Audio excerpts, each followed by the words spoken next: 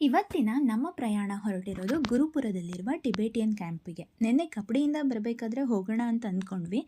ಆದರೆ ಲೇಟ್ ಆಗೋಗಿತ್ತು. ಜೊತೆಗೆ ನಮ್ಮ ಜೊತೆಗೆ ಬಂದಿರೋರಿಗೆ ಕೆಲವ್ರಿಗೆ ಇಂಟ್ರೆಸ್ಟ್ ಇರಲಿಲ್ಲ. ಹಾಗಾಗಿ ನೆನ್ನೆ ಹೋಗೋದಕ್ಕಾಗಲಿಲ್ಲ. ಇವತ್ತು ಫ್ರೀ ಇದ್ದಿದ್ದರಿಂದ ಸುಮ್ಮನೆ ಹಾಗೆ ಹೊರಟ್ವಿ.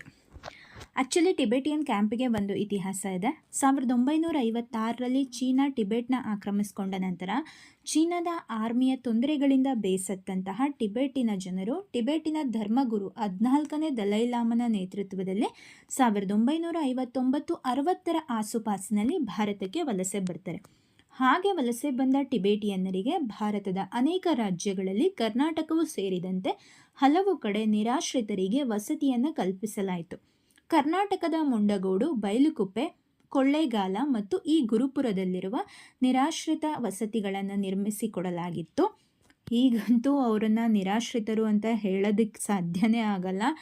ಅದೆಷ್ಟೋ ತಲೆಮಾರುಗಳಿಂದ ಇಲ್ಲೇ ಹುಟ್ಟಿ ಬೆಳೆದು ಬಾಳಿ ಬದುಕ್ತಿರೋ ಅದೆಷ್ಟೋ ನಮ್ಮ ಮೂಲ ನಿವಾಸಿಗಳ ವಸತಿಗಳಿಗಿಂತ ಇವರು ತುಂಬ ಲಕ್ಸುರಿಯಸ್ ಜೀವನ ಮಾಡ್ತಿದ್ದಾರೆ ಅಂತ ಹೊರನೋಟಕ್ಕೆ ಕಾಣಿಸುತ್ತೆ. ಇದ್ರ ಬಗ್ಗೆ ಮಾತಾಡೋಕೆ ಹೋದರೆ ಮೇ ಬಿ ಕಾಂಪ್ಲಿಕೇಶನ್ ಆಗ್ಬೋದೇನೋ. ಅದಕ್ಕೆ ಅದನ್ನು ಸೈಡಲ್ಲಿ ಇರಿಸಿ ನೋಡೋದಾದರೆ, ಇವತ್ತಿಗೆ ಇವರು ದೇಶದ ನಾಗರಿಕರ ಎಲ್ಲ ಸೌಲಭ್ಯಗಳನ್ನು ಪಡೆದುಕೊಂಡು ಭಾರತೀಯರೇ ಆಗಿಬಿಟ್ಟಿದ್ದಾರೆ. ತಮ್ಮದೇ ಧಾರ್ಮಿಕ ಕೇಂದ್ರಗಳು, ಶಾಲಾ ಕಾಲೇಜುಗಳನ್ನು ಸ್ಥಾಪಿಸ್ಕೊಂಡು ತಮ್ಮ ಸಂಸ್ಕೃತಿಯನ್ನು ಆಚರಿಸ್ತಾ ಹೋಗ್ತಿದ್ದಾರೆ.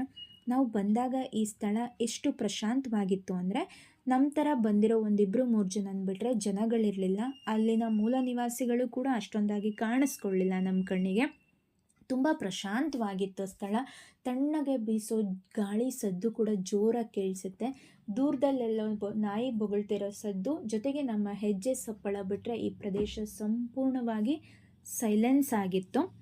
ಒಂದ್ಸಲ ನೀವು ಇದರ ಒಳಗೆ ಬಂದರೆ ಹೊರಗಿನ ಯಾವ ಜಂಜಾಟಗಳು, ಮನಸ್ಸಿನದ್ದಾಗಲಿ ಅಥವಾ ಹೊರ ಪರಿಸರದ್ದಾಗಲಿ ಯಾವುದು ನಿಮಗೆ ತೊಂದರೆ ಕೊಡಲ್ಲ.